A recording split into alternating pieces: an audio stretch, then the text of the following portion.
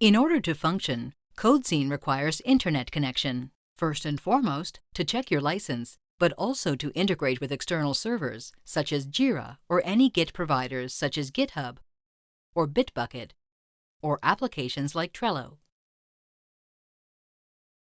And in some organizations, the only way to connect to the internet for CodeScene is through a proxy. The first location where you can enter proxy settings is when you go to activate your license. When license server is unreachable, you will be prompted with additional options. And one of them is the Configure Proxy Settings button, which you click and you can configure the proxy here with host port, username, and password. Now, once you have successfully logged in, you can click Configuration and then License.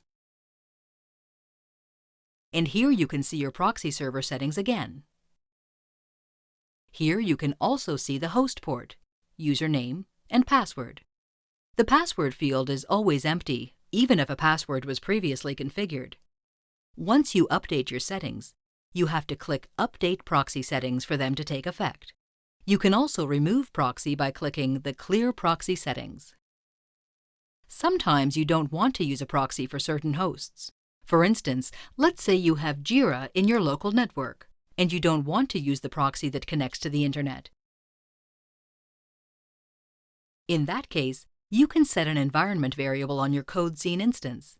And the environment variable is CodeScene proxy ignore hosts, and the value should be a comma-separated list of hosts that you don't want proxied.